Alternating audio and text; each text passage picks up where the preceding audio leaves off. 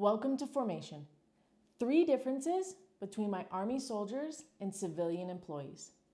Sick days, haircuts, and teamwork. Sick days.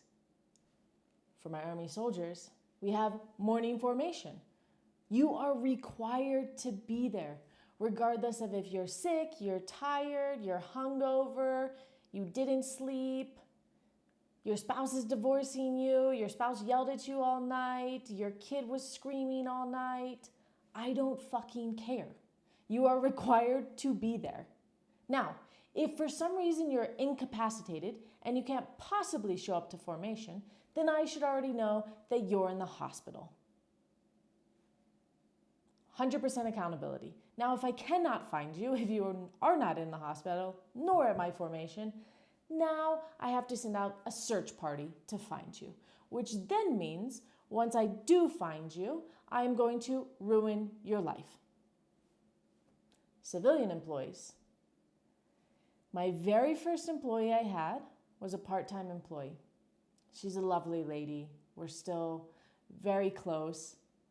And it was 9:05 one morning, and she was supposed to start at 9 a.m. I remember the exact place I was standing outside of my very first store on Green Valley Parkway. And I called her. Hi, are you almost here? Oh, I'm not coming in today. I have a sick day. Excuse me? She said, I'm not coming in today. I have a sick day. And I said, no, I heard you, but you don't sound sick. Now, before you report me to every HR agency, I now understand that I am not allowed to say that. It just blurted out of my mouth. And I was like, okay. So you can just call out whenever you feel sick or want to be sick. Now let me turn that around on you. Imagine what you could accomplish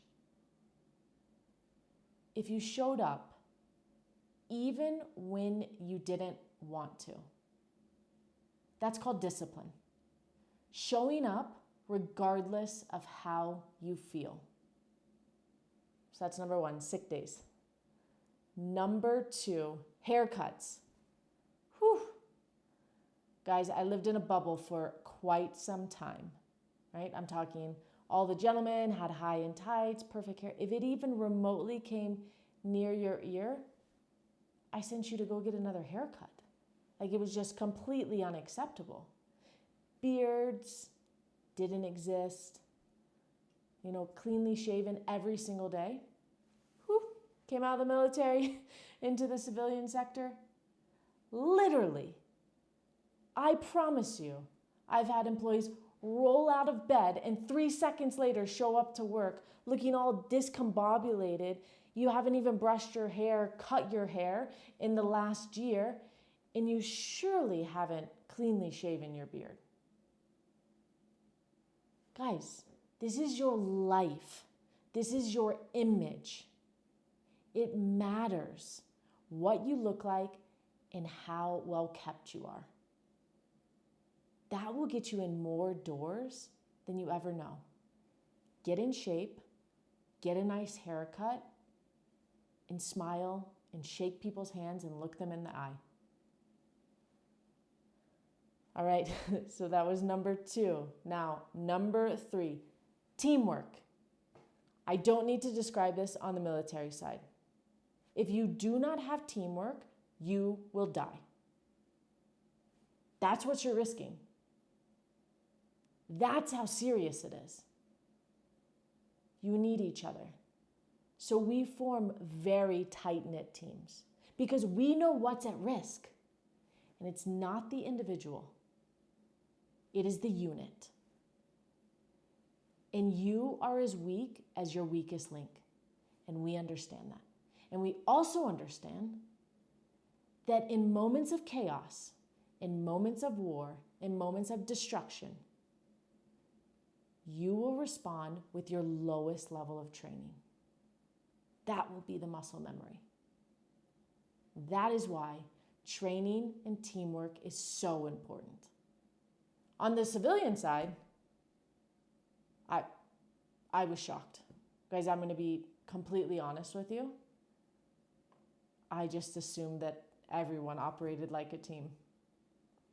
And I remember having 2 drivers, and one of them really was struggling with the routes, and the other one was always way faster.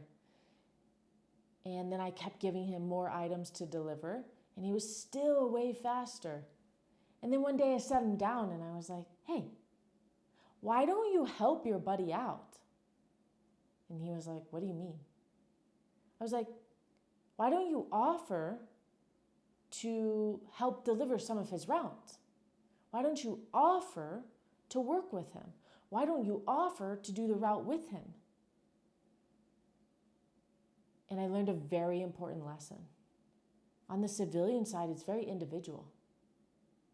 Now, since then, I've created an amazing culture in my companies and what that looks like to actually be a team player. But in this moment, I realized how much of an individual everyone was.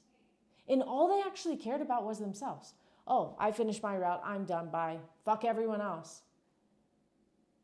Guys, that's no way to live. That's no way to lead. That's no way to continue to progress in your careers.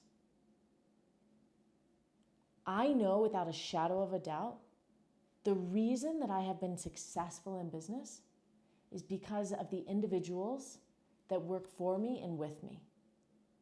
Because you need the team. Because you depend on them. Because they are there with you, fighting in the trenches, making it happen, progressing it forward. Take a look around your organizations. Do you operate as a unit, as a team? Are you willing to jump in and help out? Or if it's not your problem, it's not your problem. Now, if you're the latter, it's not your problem, what kind of energy does that carry around all day long? Is that positive or is it negative? I'm going to dare to say it swings to the negative side. Because nothing fills up my heart, my soul more than helping someone. Making an impact to their day, which then can make an impact to their week, to their month, to their year.